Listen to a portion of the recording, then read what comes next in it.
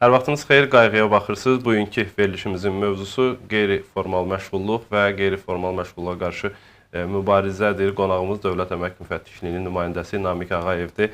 Xoş gəlmisiniz Namiq müəllim. Təşəkkür edirəm. İzləyicilərimiz üçün qeyri-formal məşğulluğun mahiyyətini açardıq və ümumiyyətlə Azərbaycanda, ölkəmizdə bununla bağlı mübarizə necə həyata keçirilir? İlk öncə təşəkkür edirəm dəvətiniz üçün. Fürsətdən istifadə edib bütün izləyicilərimizi salamlayıram. Qeyri-formal məşğulluq anlayışı. İlk öncə bu anlayış hansı mənaları ehtiva edir? Mən bu barədə danışmaq istəyərdim. Qeyri-formal məşğulluq Azərbaycan Respublikasının Əmək Məcəlləsində nəzərdə tutulmuş qaydada işəgötürən tərəfindən əmək müqaviləsi bağlanılmadan fiziki şəxslərin hər hansı işlərin, xidmətlərin yerinə yetirilməsinə cəlb edilməsi, eyni zamanda Azərbaycan Respublikasının Mülki Məcəlləsində nəzərdə tutulmuş qaydada mülki hüquqi müqavilə bağlanılmadan hər hansı fəaliyyətin yerinə yetirilməsinə cəlb edilmə, həmçinin Azərbaycan Respublikasının vergi məcəlləsinə əsasən sahibkarlıq fəaliyyətinin və mülkiyyətində olan kənd təsərrüfatına yararlı torpaqdan istifadənin rəsmiləşdirilmədən həyata keçirilməsi, həmçinin ailə kəndi təsərrüfatı haqqında Azərbaycan Respublikası qanununa əsasən yerli özünü idarəetmə orqanında qeydiyyata durmadan ailə kəndi təsərrüfatının təşkilindən qazanc, gəlir əldə edilməsidir. Dövlət Əmək Müfəttişliyi xidmətinin fəaliyyət istiqamətinə uyğun olaraq qeyri-formal məşğulluğun əsas meyarı bizim üçün məhz işçi və işəgötürən arasında əmək müqaviləsinin bağlanılmamasıdır. Ölkəmizdə bu sahədə vəziyyəti necə qiymətləndirirsiniz? Qeyri-formal məşğulluq sosial-iqtisadi sferada hal-hazırda aktual problemlərin biri olaraq qalmaqdadır. Bunun səbəbi məhz qeyri-formal məşğulluq hallarında vətəndaşların, işçilərin sosial sığorta sistemindən və sosial təminatdan ayrı düşməsi, eyni zamanda vergidən yayınmaqla dövlət büdcəsinə daxil olmaların sayının azalmasına səbəb olur ki, məhz bunun aradan qaldırılması ilə əlaqədar dövlətimiz tərəfindən məqsədyönlü tədbirlər həyata keçirilir və bu tədbirlər nəticəsində əvvəlki illərlə müqayisədə qeyri-formal məşğulluq hallarının azaldılması tendensiyası müşahidə olunur. Ümumiyyətlə bilirik ki, bu sahədə qeyri-formal məşğulluğun azaldılması dövlətin əsas prioritet istiqamətlərindən biridir. Bu istiqamətdə hansı işlər görülür? İlk öncə bu istiqamətdə Azərbaycan Respublikası Prezidentinin 2017-ci il 9 oktyabr tarixli sərəncamı mövcuddur ki, qeyri-formal məşğulluğun qarşısının alınmasına dair tədbirlər planı təsdiq edilmişdir. Həmin plana əsasən məqsədyönlü tədbirlər həyata keçirilmiş və qeyri-formal məşğulluğun leqallaşdırılması sahəsində tədbirlərin və əlaqələndirmənin həyata keçirilməsinə dair 2020-ci il 17 mart tarixində Azərbaycan Respublikasının Nazirlər Kabineti qərar qəbul etmişdir. Eyni zamanda həmin məhz qeyri-formal məşğulluğun qarşısının alınması məqsədi ilə rəqəmsallaşdırmanın tətbiqi nəticəsində artıq proaktiv qaydada rəqəmsallaşma istiqamətində tərəfimizdən eyni zamanda Əmək və Əhalinin Sosial Müdafiəsi Nazirliyi tərəfindən məqsədyönlü tədbirlər həyata keçirilir. Bəs Dövlət Əmək Müfəttişliyi xidmətinin bu fəaliyyətdə rolu nədən ibarətdir və sizin fəaliyyət istiqamətləriniz nə ilə ölçülür? Azərbaycan Respublikası Prezidentinin 2011-ci il 16 fevral 386 nömrəli fərmanına əsasən Dövlət Əmək Müfəttişliyi xidmətinin əsasnaməsi təsdiq edilmişdir ki, həmin əsasnaməyə əsasən Dövlət Əmək Müfəttişliyi xidməti Azərbaycan Respublikasının ərazisində fəaliyyət göstərən hüquqi şəxslər, xarici hüquqi şəxslər, onların filial və nümayəndəlikləri və fiziki şəxslər tərəfindən əmək qanunvericiliyinə, həmçinin əmək qanunvericilik sisteminə daxil olan digər normativ hüquqi haqlara əməl olunmasına dövlət nəzarətini həyata keçirən icra hakimiyyət orqanıdır. Əmək Müfəttişliyi olaraq biz fəaliyyət istiqamətimizə uyğun olaraq vətəndaşlar tərəfindən daxil olmuş ərizə və şikayətlər əsasında, eyni zamanda hüquq mühafizə orqanlarından və digər dövlət orqanlarından daxil olmuş məlumatlar əsasında qeyri-formal məşğulluq hallarını aşkar edir və onların aradan qaldırılması istiqamətində profilaktik tədbirlər həyata keçirərək, eyni zamanda bu halda inzibati məsuliyyət halları aşkar edildikdə işgötürənlər barəsində Azərbaycan Respublikasının İnzibati Xətalar Məcəlləsi ilə müəyyən edilmiş qaydada inzibati məsuliyyət tədbirləri tətbiq edirik. Bildirmək istəyirəm ki, Azərbaycan Respublikasının İnzibati Xətalar Məcəlləsinin 192.1-ci maddəsinə əsasən Əmək Məcəlləsində nəzərdə tutulmuş qaydada əmək müqaviləsi hüquqi qüvvəyə minmədən işgötürən tərəfindən fiziki şəxslərin hər hansı işlərin, xidmətlərin yerinə yetirilməsinə cəlb edilməsi, fiziki şəxslər 1000 manatdan 1500 manatadək məbləğdə, vəzifəli şəxslər 3000 manatdan 5000 manatadək məbləğdə, hüquqi şəxslər isə 20000 manatdan 25000 manatadək məbləğdə inzibati cərimə edilir. Bəs son illərdə əsasən bu sahədə hansı tədbirlər həyata keçirmisiniz bir qurum olaraq? Qurum olaraq biz Həmkarlar İttifaqı, həmçinin işəgötürənlərin nümayəndələri orqanının birgə iştirakçılığı ilə Bakı şəhəri üzrə, həmçinin regionlar üzrə işəgötürənlər üçün geniş tədbirlər həyata keçirilmişdir ki, məhz həmin tədbirlərdə işəgötürənlər bu sahədə maarifləndirilir. Həmçinin Əmək Məcəlləsi və Əmək Qanunvericiliyinin digər sahələri üzrə işəgötürənlərə metodiki köməklik göstərilir. Eyni zamanda peşə, orta ixtisas və ali təhsil müəssisələrində tədbirlər həyata keçirilir və əhali qeyri-formal məşğulluq hallarından qarşısının alınması istiqamətlərində məlumatlandırılır. Həmçinin reklam haqqında Azərbaycan Respublikasının qanununa əsasən televiziyada və mətbuatda bu sayədə sosial reklamlar dərc olunur. Həmçinin xüsusi bülletenlər, mətbuat vərəqələri əhaliyə nəzərinə çatdırılır. Namiq müəllim, bilirik ki, son dövrdə ümumiyyətlə, son dövrlərdə bütün dünyada rəqəmsallaşmaya xüsusi önəm verilir və sizin fəaliyyətinizdə və eləcə də qeyri-formal məşğulluğun azaldılmasında rəqəmsallaşmanın rolu nədən ibarətdir? Bildirmək istəyirəm ki, Azərbaycan Respublikası Prezidentinin 2018-ci il 29 iyun tarixli sərəncamına əsasən məşğulluq haqqında Azərbaycan Respublikasının qanununa əsasən qeyri-formal məşğulluğun qarşısının alınmasına dair elektron informasiya portalı yaradılmışdır. Həmin elektron informasiya portalının fəaliyyətinin təkmilləşdirilməsi ilə əlaqədar Cənab Prezidentimiz tərəfindən müvafiq göstərişlər verilmiş və 2020-ci il 25 fevral tarixində artıq 20-yə yaxın dövlət orqanının elektron informasiya sistemi həmin portala inteqrasiya edilmişdir. Belə ki, bu portal vasitəsilə artıq qeyri-formal məşğulluq hallarına qarşı nəzarət tədbirləri daha da gücləndirilmişdir. Belə ki, portalda şəxsin hər hansı məşğulluq sahəsində ziddiyyət yarandığı halda bununla əlaqədar işə götürənə müvafiq bildiriş göndərilir və bildirişə əsasən həmin işə götürən qeyd olunan ziddiyyətlərin aradan qaldırılması ilə əlaqədar məlumatlandırılır. Bildirmək istəyirəm ki, həmin portalın fəaliyyətində əsas dövlət orqanları olaraq Azərbaycan Respublikası Əmək və Əhalinin Sosial Müdafiəsi Nazirliyi, həmçinin Azərbaycan Respublikası İqtisadiyyat Nazirliyi və Azərbaycan Respublikası Prezidenti yanında Vətəndaşlara Xidmət və Sosial İnnovasiya üzrə Dövlət Agentliyi qarşılıqlı fəaliyyət göstərir. Namiq müəllim, qeyri-formal məşğulluğun işçi tərəfindən istəyirəm yanaşaq məsələyə, işçilər üçün yaratdığı risklər və bu sahədə gələcəkdə qarşılaşa biləcəkləri fəsadlar nədən ibarətdir? İlk öncə onu vurğulayım ki, işçi tərəfindən ilk növbə işçi sosial sığorta sistemindən, həmçinin sosial təminat hüququndan məhrum edilir. Belə ki, qeyri-formal məşğulluq hallarında işə cəlb edildikdə ilk öncə əmək məcəlləsində nəzərdə tutulmuş işçi üçün müvafiq təminatlardan məhrum olur ki, və bu təminatlara biz işçinin məzuniyyət hüququnu, iş vaxtı və orta əmək haqqının saxlanılması hüququ, qanunla müəyyən edilmiş minimum əmək haqqının, həmçinin istehsalatda bədbəxt hadisələr və peşə xəstəlikləri nəticəsində icbari sığortanın və qeyd olunan istehsalatda bədbəxt hadisə və peşə xəstəliklərinə görə işçiyə ödənilən müavinətdən bir sözlə işçilər məhrum edilir.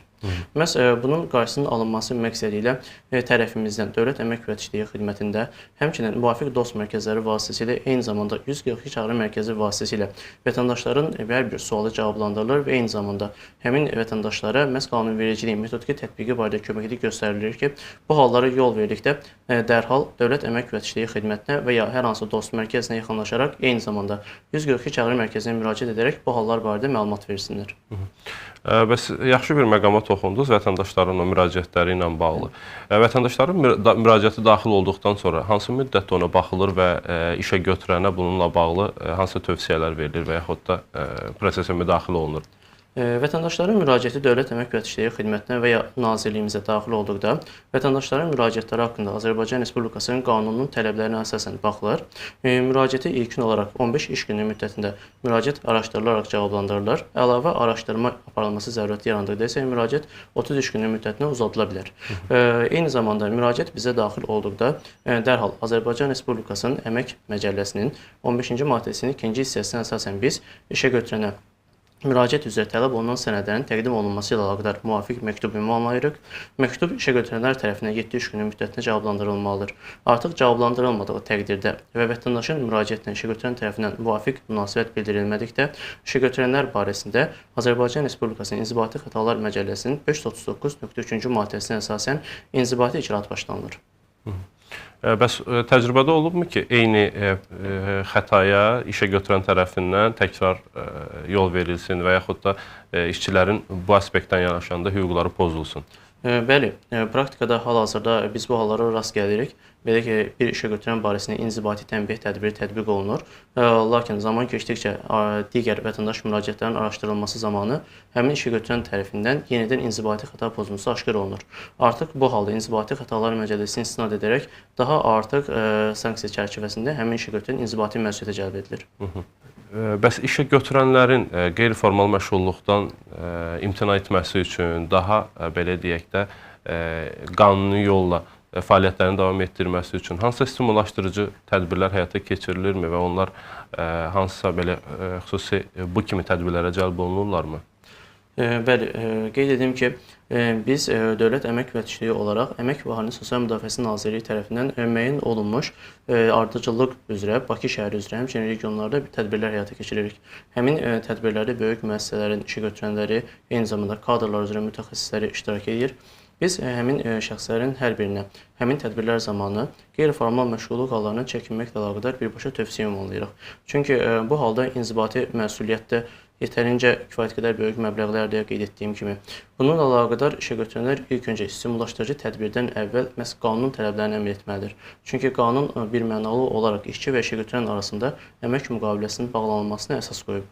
Bildirirəm ki, eyni zamanda qeyri-formal məşğulluq hallarının qarşısının alınması ilə əlaqədar Əmək Məcəlləsində də son dövrlərdə dəyişikliklər həyata keçirilmişdir. Belə ki, əvvəllər kağız üzərində işçi və işə götürən arasında əmək müqaviləsi bağlanıldığı halda həmin əmək müqaviləsi elektron informasiya sistemində yerləşdirilirdi. Lakin artıq bu hal məhz hər iki tərəfin işçi və işə götürən arasında əmək müqaviləsinin elektron informasiya sistemində elektron sənəd formasına bağlandığı halda hüquqi qüvvəyə minir. Artıq biz bu halda vətəndaşlarımızın öz əmək müqaviləsi ilə tanış olmasına, əmək müqaviləsində nəzərdə tutulmuş vəzifələrin kənar vəzifələr icra edilməməsi üçün məhz bu dəyişiklik edilmişdir ki, bu da qeyri-formal məşğulluq hallarının qarşısının alınmasına mühüm addımlardan biridir.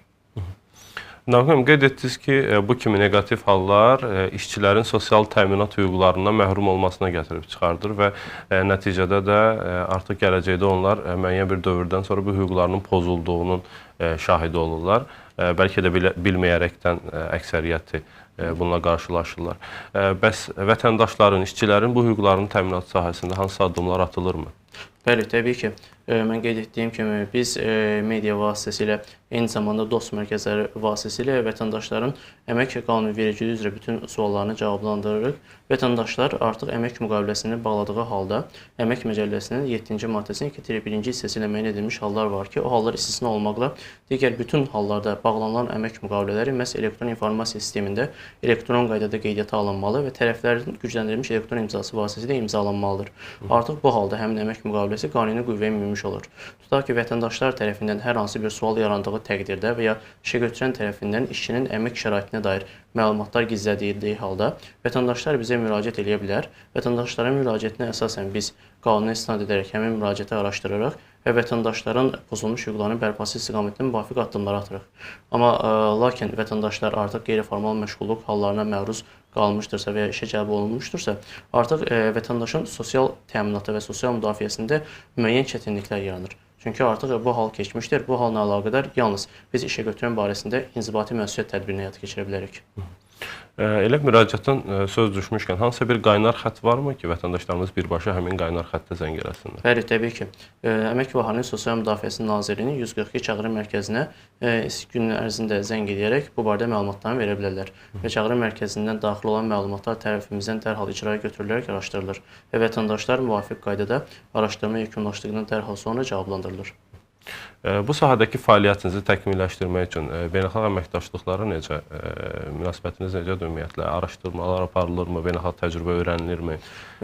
Gələcək fəaliyyətdə əsas hansı istiqamətləri prioritet hesab edirsiniz? Təbii ki, Sərvər müəllim, bununla əlaqədar biz ilk öncə bu sahədə qabaqcıl dövlətlər vardı ki, onların təcrübəsinin öyrənilməsi istiqamətində mühüm addımlar atılır. Eyni zamanda son dövrdə məhz mən qeyd etdiyim kimi rəqəmsallaşmanın əhəmiyyətini vurğulayaraq rəqəmsallaşma və qeyri-formal məşğulluğun qarşısının alınmasında nəzarətin effektivliyini artırmaq üçün ən mükəmməl üsullardan biridir ki, biz məhz rəqəmsallaşmanı tətbiq etməklə bu məsələnin həllinə çalışırıq. Belə ki, rəqəmsallaşmanın tətbiqi nəticəsində artıq elektron informasiya sistemi üzərindən hər hansı risk olduqda biz işə götürənləri risk qrupları üzrə müəyyənləşdirə bilərik. Həmin risk qrupları üzrə müəyyənləşdirilmiş işə götürənlər üçün həyata keçirilməli tədbirlər üzrə statistik məlumatlar hazırlanılır və artıq həmin məlumatlar üzrə biz il ərzində işçilərə həmin əmək qanunvericiliyinin tətbiq edilməsinə dair tələblər irəli sürürük. Eyni zamanda xarici dövlətlərin müvafiq təcrübəsi öyrənilməklə, həmçinin Beynəlxalq Əmək Təşkilatının tövsiyələri nəzərə alınmaqla bu sahədə ilk öncə qanunvericilik bazasının təkmilləşdirilməsi zərurəti yaranır ki, bununla əlaqədar tərəfimizdə mütəmadi tədbirlər həyata keçirilir və təkliflər hazırlanır. Namiq müəllim, ümumiyyətlə vətəndaşlar, işçilər özlərinin qeyri-formal məşğulluq sahəsindəki risk qrupunda olduqlarını necə müəyyən edə bilərlər? İlk öncə vətəndaş əmək müqaviləsi bağlamamışdırsa, artıq qeyri-formal məşğulluqda müəyyən bir üst qrupuna daxildir. Vətəndaşlar tərəfindən biz son illərdə edilən müraciətlərə nəzər saldıqda biz görürük ki, qeyri-formal məşğulluq daha çox xidmət sahələrində, ticarətdə və emal sənayesində üstünlük təşkil edir. Bunun səbəbi isə məhz həmin sahələrdə işçi və işə götürənlər arasında münasibətlərin daha intensiv xarakter daşımasıdır. Bu səbəbdən vətəndaş ilk öncə əmək müqaviləsi bağlamadan hər hansı bir işə cəlb oluna bilməz. Belə bir işə cəlb olunma ilə əlaqədar işə götürən tərəfindən təklif aldıqda belə Dövlət Əmək Müfəttişliyi Xidmətinə bu barədə müraciət edə bilər. Belə bir halla rastlaşdıqda və yaxud da hansısa bir vətəndaş tərəfindən bu qeyd etdiyimiz neqativ nüanslar aşkarlandıqda hara müraciət etməlidirlər? Ümumiyyətlə vətəndaşlarımız necə davranmalıdır? Vətəndaşlar tərəfindən tutaq ki, hər hansı bir ərazidə və ya hər hansı xidmət sahəsində qeyri-formal məşğulluq halları aşkar edildikdə, vətəndaşlar bunun şahidi olduqda, bu barədə əsaslandırma ilə Dövlət Əmək Müfəttişliyi Xidmətinə müraciət edə və ya hər hansı bir dost mərkəzinə, eyni zamanda 142 çağrı mərkəzi vasitəsilə müraciət edə bilər. Lakin bu halda vətəndaşlar həmin ərazidə əmək müqaviləsi bağlanılmadan işçilərin cəlb olunması ilə əlaqədar məlumatı əsaslandırmalıdır. Çünki Azərbaycan Respublikasının ərazisində hal-hazırda sahibkarlıq sahəsində aparılan yoxlamalar dayandırıldığından Dövlət Əmək Müfəttişliyi Xidmətinin yerində yoxlama aparılması mümkün deyildir. Biz yalnız Əmək Məcəlləsinin 15.2-ci maddəsini istinad edərək müraciət üzrə müvafiq sənədləri işə götürənlərdən tələb edir və həmin tələb əsasında müraciəti araşdırırıq. Müfəttişliyin, Dövlət Əmək Müfəttişliyi Xidmətinin daha doğrusu ölkə üzrə əlçatanlığı təmin etmək üçün yerli filialları, nümayəndəlikləri fəaliyyət göstərmir, vətəndaşlarımız rayonlarda yaxınlaşıb öz müraciətlərini rahatlıqla edə bilərlərmi? Təbii ki, Dövlət Əmək Müfəttişliyi Xidmətinin Bakı şəhəri üzrə, həmçinin regionlar üzrə müvafiq şöbələri və qəbul mərkəzləri mövcuddur. Eyni zamanda həmin bölgədə mövcud olan dost mərkəzinə yaxınlaşaraq və Respublikanın istənilən ərazisinin 142 çağrı mərkəzinə müraciət edərək Dövlət Əmək Müfəttişliyi Xidmətinə pozulmuş hüquqların bərpası ilə bağlı müraciət edə bilər. Namiq müəllim, çox sağ olun. Bugün vaxt ayırdınız, studiyamıza gəldiniz. Bizə və tamaşaçılarımıza əlbəttə ki, maraqlı olan sualları cavablandırdınız. Bax belə, dəyərli izləyicilər, Qayğının bu dəfəki buraxılışını izlədiniz. Növbəti buraxılışlarda görüşmək ümidi ilə sağ olun.